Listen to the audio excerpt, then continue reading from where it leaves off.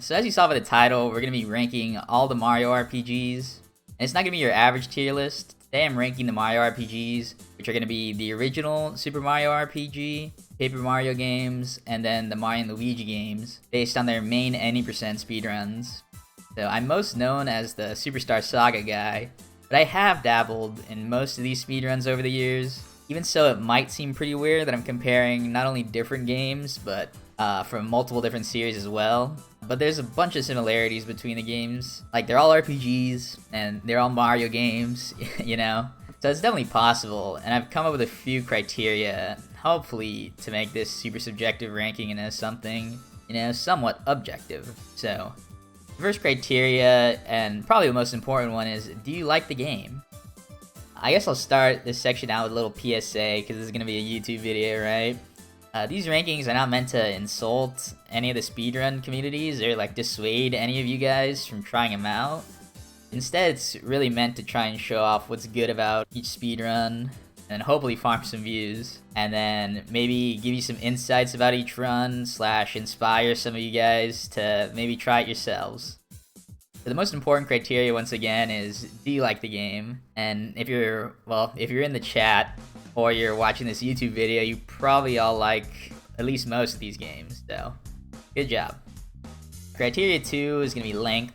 This one's pretty obvious in terms of this ranking, like shorter is going to equal better. Not necessarily true for speedruns, but for this stuff, shorter runs means you get to do more runs, which means you get more chances to improve and to PB and to grind. But time isn't like the only factor for this criteria though, just to give the longer games more of a shot. For longer runs, are they going to be overrun with bland sections that make the run feel boring, or are they going to be pretty active or interesting the whole time? Criteria 3, RNG. So for those of you that aren't initiated, RNG is pretty much the same thing as luck. So for most RPG speedruns, luck does play a big factor, but overall these games are pretty good about that. Back to the criteria though, is there a lot of RNG in this run? And do those RNG sections provide only a slight variation that keeps each run kind of unique? Or do they just serve as time loss? And is that time loss significant or even run ending? Because that would be cringe. Criteria 4, difficulty. Is the game itself a difficult game normally? Does a speedrun introduce difficult strategies and or difficult tricks? And on the other hand, is the game too easy? Because that might end up making for a boring run. Criteria 5, the grind. So the grind, how difficult is the game to optimize? How easy is it to improve your times when you're going from a beginner to getting those good times, and then further on to getting top time? And do you have to introduce new strats or routes that are either more difficult or more RNG? Or does your time kind of just scale well to your skill level? And then if your goal is to get a super top time, this one is probably like one of the more important criteria to you. It'll probably be like one of the biggest factors like as you're running to whether or not you can get that top time, because if you're just not having fun grinding, you won't be able to do it. Criteria 6, resources. What kind of resources are there for the game? These include routes, any type of practice tools, and also how accessible they are. So can I just go into a game's Discord server and then I can start learning from there? Is it all available to me, or do I have to like scour the internet for like a random strat and like a game facts post from like 8 years ago? Criteria number 7, accessibility. This one often gets overlooked, but it's actually really important. How easy is it to actually get the game? So this is like how many releases of the game are there, and how many of those are actually good to speedrun with? And then more so than that, are there any other requirements to playing? Like, do you need a specific region? Or maybe you need to homebrew your console in order to actually play? Yeah, so these seven, that was a weird pronunciation. These 7 criteria are what I'm going to be basing this ranking off of. And games might earn like a bonus point or two for things like having multiple categories, that they also provide like a different run and a different experience that's worthwhile. Or maybe just having like a huge community, you know, like the more the merrier. But aside from that, I guess it's finally time to start the ranking. We're gonna go in order of releases. So our first game is let me fix these. Yeah, I might cut that, but what I said was we're gonna go in release order. So the first game we're gonna go through is SMRPG. So SMRPG, I love this game. It's the OG. It set the foundation for every game after it. For length, it sits somewhere around the 3-hour mark. I'm gonna edit this in post, but thanks to this handy dandy little key that I made, I'm probably gonna decide to give it a B rank. And now, out of all the Mario RPGs, this game's probably the most difficult to actually. And that's just vanilla gameplay. The speedrun is definitely no exception though. The speedrun has a bunch of guard timing requirements and of course super jumps, where at minimum you'll really want to at least be able to do 30 jumps in order to use the more competitive route. Or no, in order to use the most competitive route, you'll need 100 jumps. And the 30 jump one is more of a beginner friendly route, but I really think that most of your time running will be with the 100 jumps. It's not too difficult to get that consistency just once, because you only need to do it once the whole run to get the super suit. But even after all that difficulty, I'd still probably give it a C. RNG is going to be interesting to talk about. The biggest part of RNG is freebies. And if you don't know what freebies are, every time you use an item, you have a chance of getting the item back, which is called a freebie. So because of this, there's a decent element of luck to the run. If you end up getting a bunch of freebies, you can save time. But overall, I think you only need like 2 or 3 freebie procs out of like 15, something like that. So it's not actually a big deal in the grand scheme of things. I'll give it an A in terms of RNG. So now we get to the grind portion. Overall, I think this game actually scales pretty well to your skill level. There's the issue of freebies, and optimally you would get more than a few that are required. But overall, if you want to get those top times, which will be like those 249 belows, what you really need to do is just to get good at the game. The more consistent you get at your jumps, your guards, your menus, the faster your time's gonna be. So A tier. Resources. Oh baby. So this game is like the gold standard for resources in a speedrun community. The community itself really is gold standard. Now I'm not active and haven't been for a really long time. In fact, I never actually even finished a run due to probably like school or whatever other circumstance at the time. But when I was putting in work for this game, it was actually really awesome. There's routes, there's timing tutors, translation notes, practice codes, pretty much everything you would ever need. They even have like a whole website dedicated to the speedrun where it compiles all the information for you. So this is gonna be our first S tier criteria placement. Oh baby. Now it's time, unfortunately, for it all to come crashing down. I'll talk about this now. You see, minus a few exceptions, the Mario RPG games are kind of plagued with kind of mid accessibility. SMRPG, I don't want to say is bad, but it's definitely not good. You do have a couple of options, because for this game and all other games too, all official releases of the game are allowed on the leaderboards, and then this game in particular includes a few specific emulators. However, most of the official releases, other than the original SNES and Super Famicom, they introduce game lag or input delay, so you also have that issue. And then you have the issue of the fastest version being the Japanese version, which is, it's much harder to get for the more modern consoles. The Japanese version is probably cheaper than English cartridges for the SNES though, so you can weigh that against each other, I guess. Yeah, it's not the worst thing ever. It's doable to like grab a Japanese cart and like your big brother's SNES, and then it's just plug and play from there. Like I said, not good, not bad, C tier. Overall, I think I want to put this game in B tier, which will be pretty great. Or, I guess, pretty great.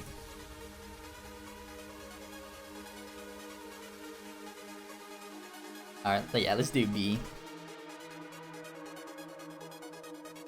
Alright, now let's go for Paper Mario. Paper Mario, I love this game. Sitting at under 2 hours, we're gonna give it an A tier for ranking, for the length.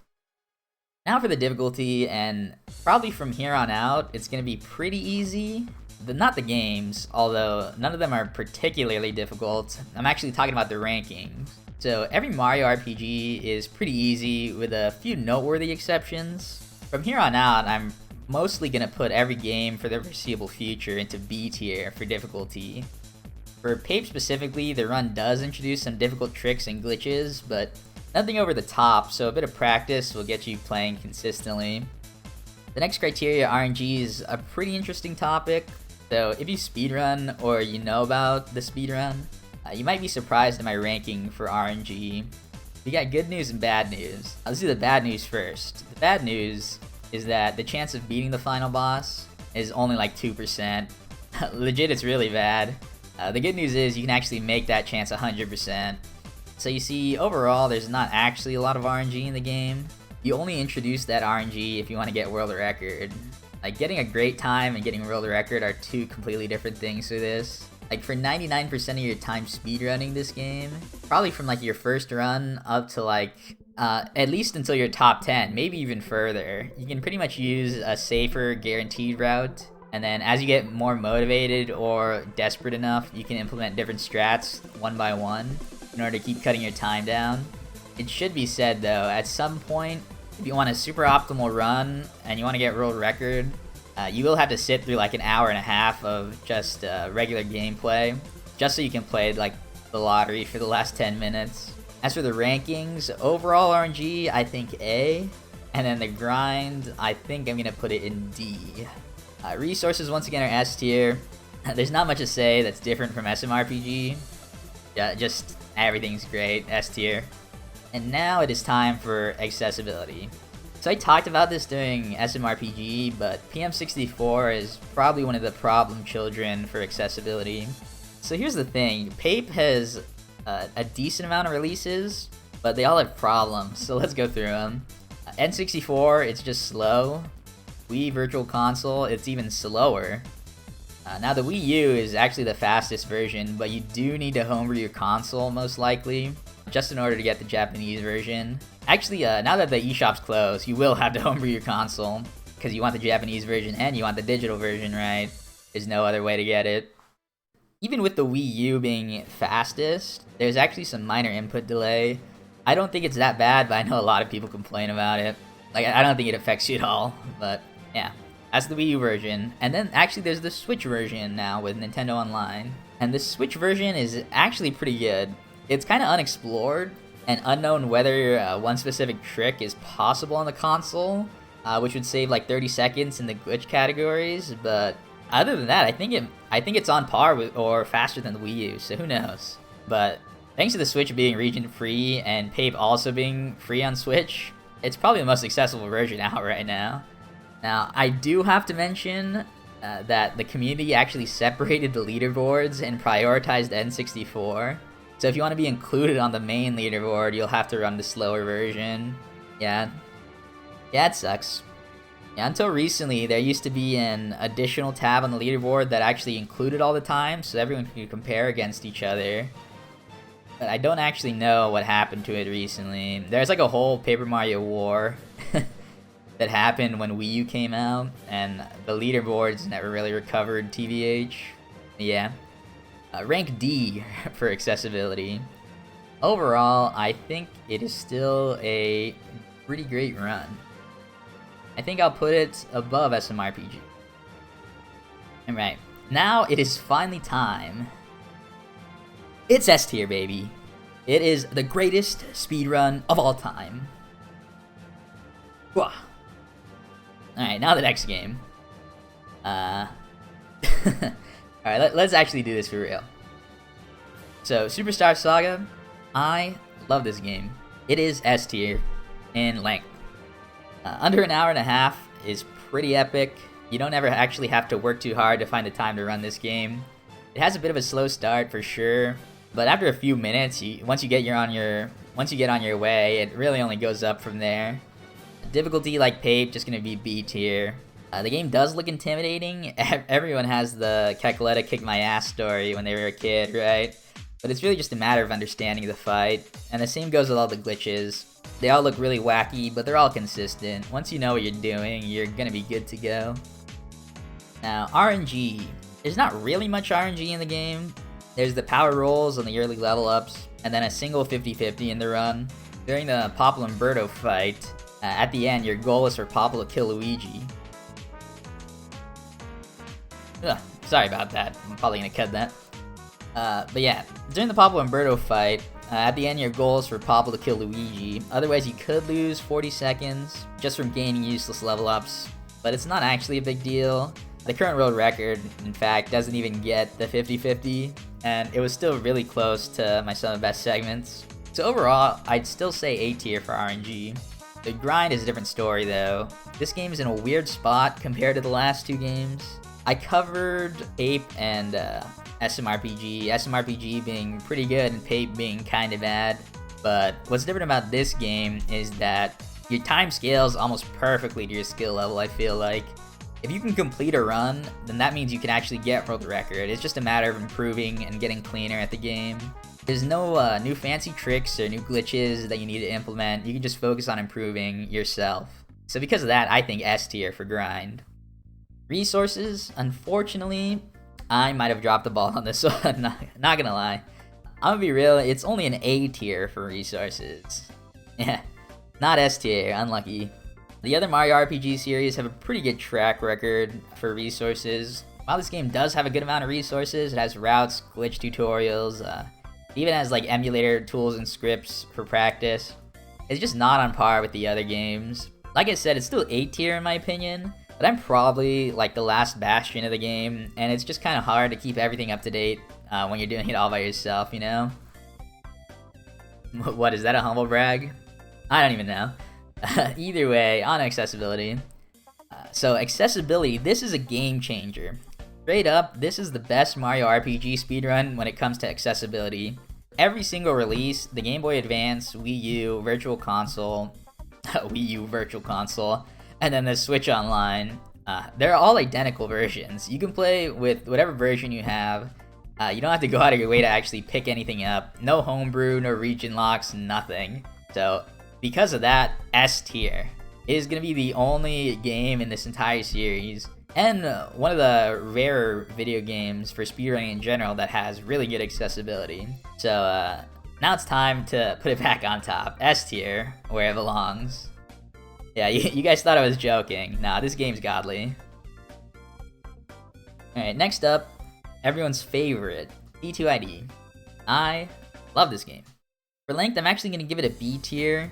It hovers around like 2.5 hours and below, but you're really not going to see that until much later in your speedrunning this game, so B tier. Same goes for difficulty as well, B tier. It is worth noting that this game introduced many difficult tricks, including probably the single most difficult trick between all the games, which is Palace Skip, but it is still a Paper Mario game, so B tier. In order to discuss RNG, I want to do it together with the grind. Throughout the route, there are two major points of RNG. Those come in the form of Glitz Pit and Palace Skip. So in Glitz Pit, you have to go through the entire minor league in order to unlock Yoshi, who's required to beat the game. Then each fight gives you like a random condition that not only could lose you minutes throughout the entire area, but it has the potential to throw off the entire route if you get too much experience, for example. So that's there, and then you have Palace Skip. Palace Skip has a couple of RNG elements throughout the trick, like running away from the enemies and getting an item drop. And the item drop, you only have a single chance at it before having to reset the run. You can save before, but that takes a lot of time to actually reset the console.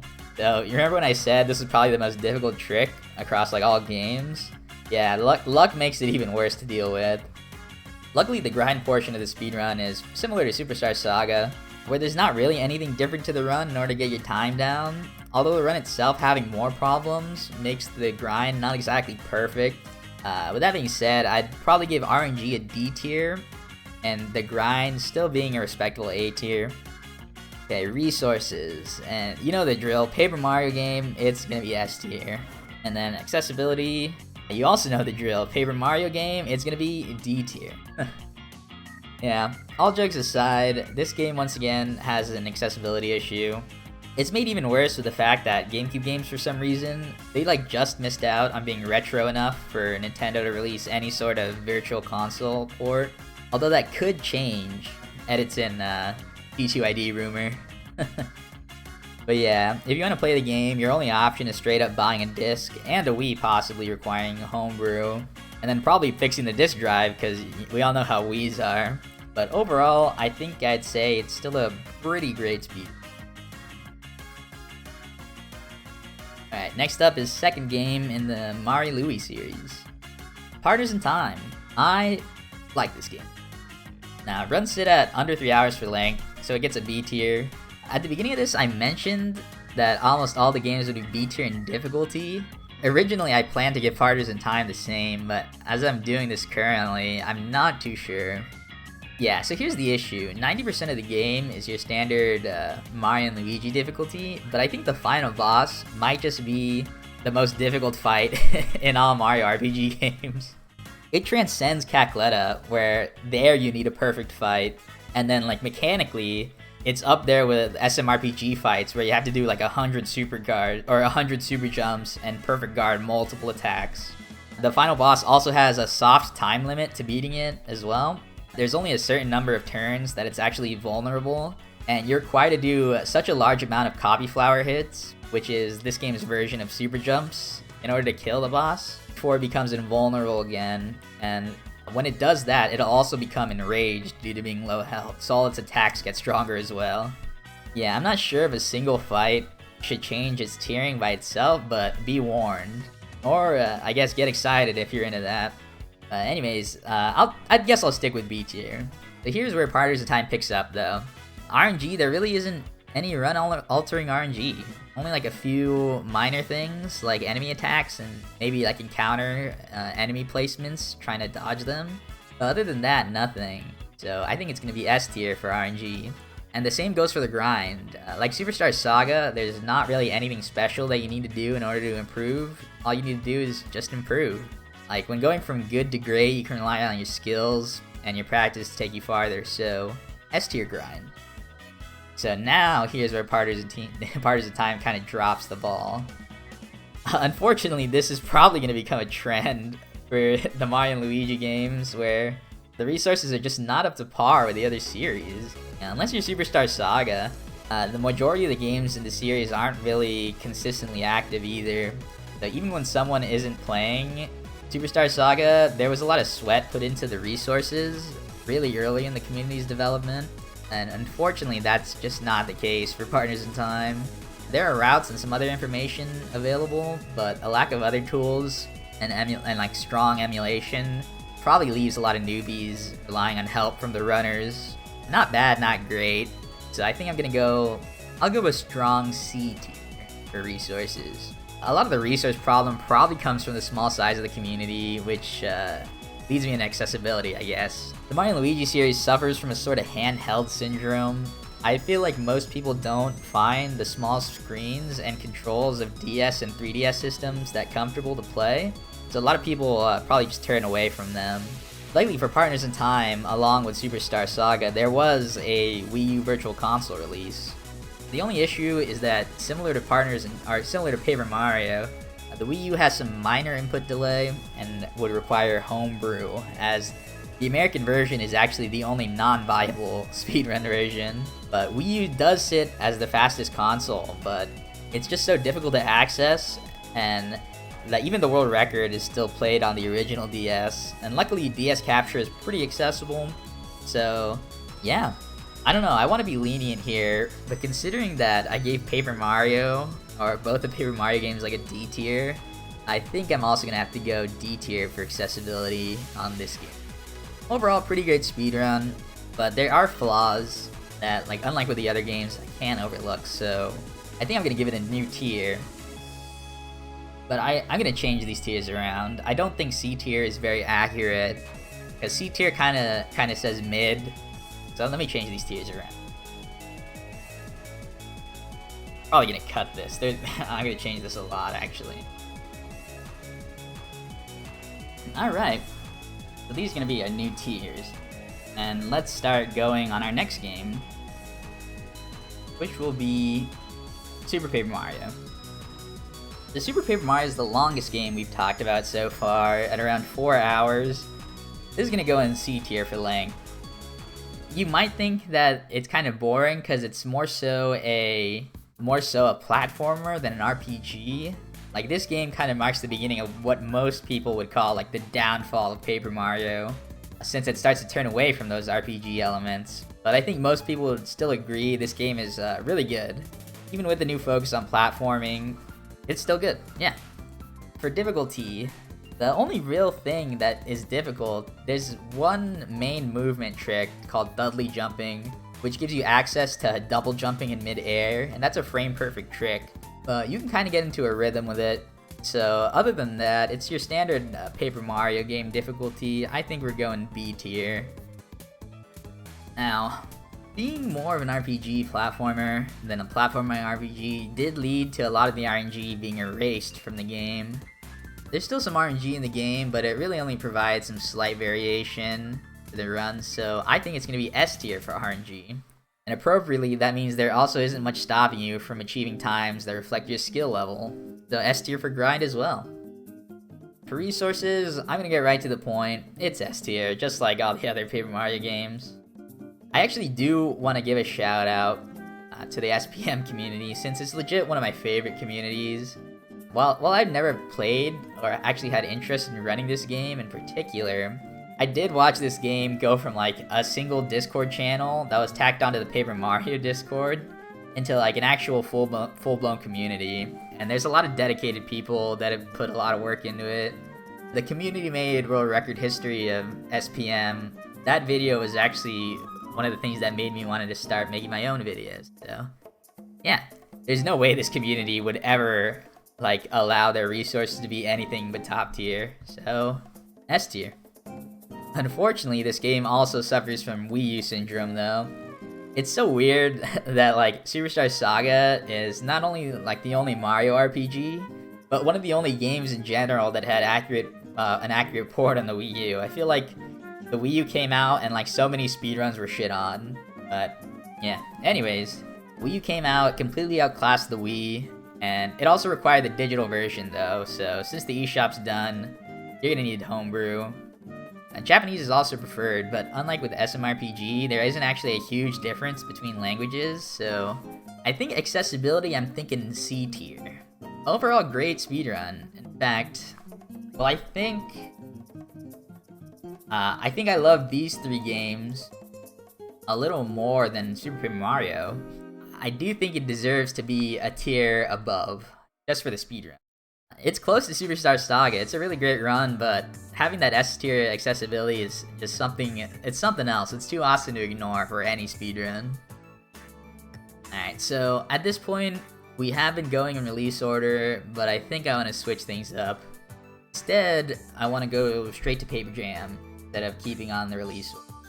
So, Paper Jam's the last original game in the Mario Louie series, and probably the most broken game of all games we're talking about today.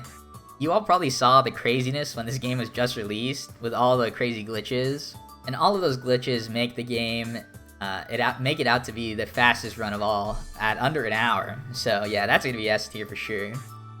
Difficulty's kind of weird to rate, since there's actually no fights in the run, aside from the tutorials, so all the difficulty comes from just executing the glitches. I'd say it might lean on the side of being too easy in some parts, since most of what you're doing is just clipping out of bounds. But doing something and doing something fast are two different things, so I think I want to keep it in B tier, just so we can keep up our consistency. Since there's no more fights in the game, you might think there isn't any RNG anymore. Unfortunately, it's actually the exact opposite. While you don't actually do any fighting, you still get into encounters, and due to the way the major glitch of the run works, which is instant battle glitch, you're kind of essentially at the mercy of the enemies, because you just wait for them to kill you. You'll find very quickly that most of your runs are just based on the RNG of the final gauntlet. So with that, I think I want to do D tier for RNG. The grind, however, I'm okay with the idea of being more lenient, since you know kind of what you're getting into when you begin the run, and like with all the other games that are giving higher scores, not much really changes. For the grind, you're just kind of going through the motions, same as any other run. So just depending on how much you like the game, I guess, it'll change, but I'm gonna go for A tier grind. Resources, how many times am I gonna have to apologize for the Mario and Luigi resources? Damn, man. Well, once again, it's just not good, man. Yeah, you're really just gonna have to watch the world record route, or watch the world record VOD, and then just ask the runners what to do. Like, I couldn't even find like a route. But the run is so simple, you probably don't even need one.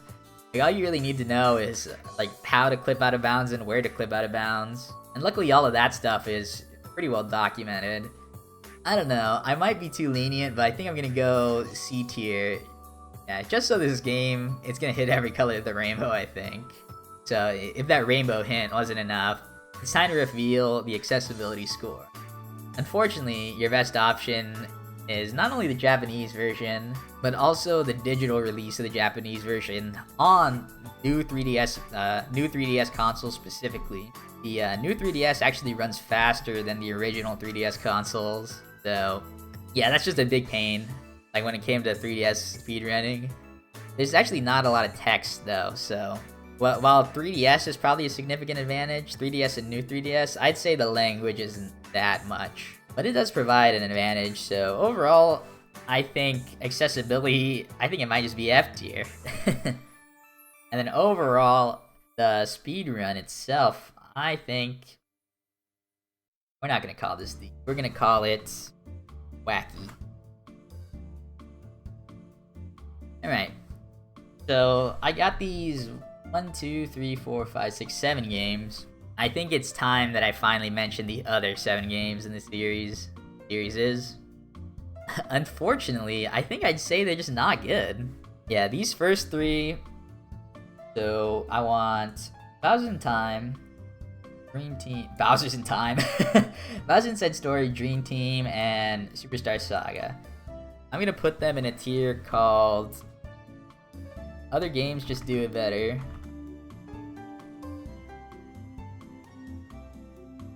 As you might guess from the name, other games just do it better. Yeah, all these speedruns are similar to other games in the higher tiers, but they just introduce new flaws that make the game sort of just a worse version, in my opinion. Now, some of the issues of the games might just be due to the lack of popularity for the speedruns. So maybe they haven't been explored as much just because of the lack of interest. But at this point, I think they're really just not as good as the other games. Bowser's Inside Story, it's really just Partners in Time light. It's way longer at 5+ hours. A lot of that time is actually not super interesting either. You're kind of just doing a vanilla playthrough, but faster. Partners in Time provides a shorter, more interesting run for me. And if you want to explore more of what the game has to offer, you can also play the All Bosses category, which is a longer length, so yep. Next is Dream Team, aka Paper Jam Light. Now, I just talked about Paper Jam, and I was saying how it's literally just doing glitches until the game ends. Well, Dream Team also has a lot of that. It does have a few battles though, but not many, and the ones you fight are either awful, aka the giant battles, or they're awful, aka super RNG and insanely long. If you want to experience one of the modern MNL game speedruns, I think Paper Jam is better.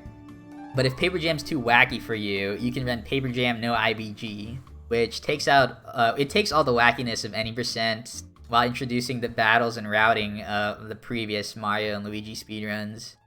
I will mention that that category does need some work still, but probably, I don't know, it has more potential for sure than what it's currently shown. I also want to mention that I think Dream Team is actually active right now.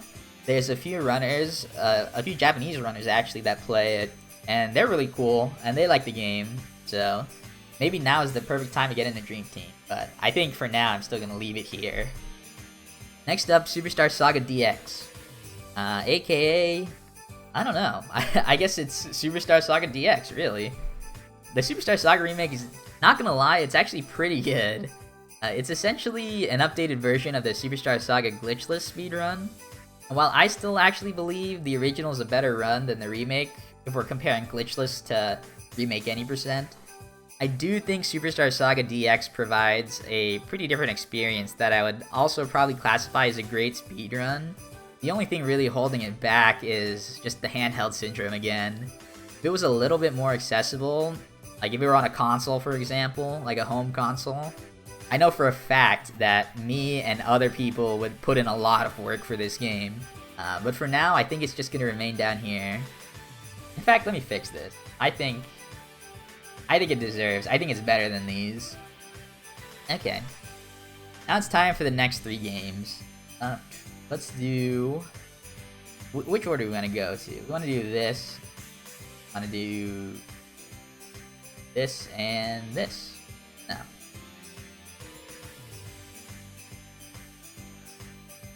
Right. This is how we want to do it.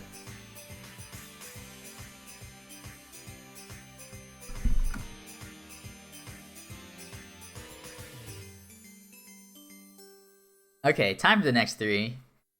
These are gonna be in the why bother tier. Just because, like, why even bother running these? There's just so much going against them. Bowser's Inside Story DX is actually just the same exact thing as Bowser's Inside Story. It's a little bit more inaccessible due to being a new 3DS game instead of original DS game. But yeah, not a lot of runners, not a lot of resources. I actually know like almost nothing about this run, so I don't know if it has like the same flaws as Bowser's Inside Story, or if it's maybe more of an upgrade, like how Superstar Saga DX might be considered. Either way, just why bother? Sticker Star, you need the Chinese new 3DS version. I also think the run's not very deep. It's kind of like buy item, use item, buy item, use item. So you're just kind of going through the motions. And the same goes for Color Splash, which is the longest run in this entire video. The eShop is dead. I don't think it was popular enough during its release golden era, which was only like 6 or 7 runners of that when it just came out. So it wasn't popular enough to get enough people working on and optimizing it, so just why bother? Now it's time for the final game. And here's Origami King. I legit have no idea. Yeah, I haven't kept up with the speedrun since its release, and I do think as a game, however, it's improved so much over the other modern Paper Mario games that even if it's a fast casual playthrough like the others, it would probably be better than them. Not to mention it's on the Switch, which in terms of speedrunning means it's way more accessible than the 3DS and Wii U. Now, I feel a little bit bad about trying to rank the modern Paper Mario games while having so little knowledge, but the fact of the matter is that these games really just don't cater to the needs of most speedrunners and speedruns. Like, even in the Mario RPG bubble, which is already a group of really niche games, these 3 games in particular, they're outliers. And I know some of you might be saying, I thought this was supposed to uplift the community and inspire people to play. Yeah, I tried to do that. It's just, I don't know, it's like I said, there's not a lot going for them, unfortunately. But I do encourage people, if you love these games and you love speedrunning, to take a look at them, because they all could very well be one discovery away from being a good speedrun, and maybe you're the person that can do it. One day I would love to do a redux of this video whenever something new happens and change everything. So yeah, overall, the Mario RPG games definitely have some stinkers, but when they hit, they hit. So please try out one of these games, especially in the top tiers. I know I talked about how accessibility poses an issue for, I was gonna say some, but well, most of these games. But in reality, it's not actually that important. Like with most speedrun games, if people love them and they want to play, they'll find a way to play. So just dust off that SNES or go homebrew that Wii. It's actually not super hard. I somehow did it as like a 12-year-old, and I suck with these things. If worse comes to worse, you probably have a Switch, which means you can at least play Superstar Saga, S tier by the way, with no issues. So if that happens, I'll take you under my wing. I'll train you to become a speedrun machine. Or you could also just come out of nowhere and completely shit on all my times. I would actually be so hyped if either of those happened. But anything that gets these games more runners, they all deserve it. So yeah, again, all that's left to say is go follow me and all my links. I'm still streaming speedruns of multiple games of the series on Twitch. At some point, probably within the next 200 to 300 months, I plan to do like a super challenge / medley of the first game in each series. So SMRPG into Pape and Superstar Saga. So if you're interested in any of that, make sure to follow. I'm also going to link all the Discords and Leaderboards for each of these games, so you can check them out if the video inspired you, any of you future speedrunners. This is probably my second video of many. So like, comment, and subscribe for more. Peace out.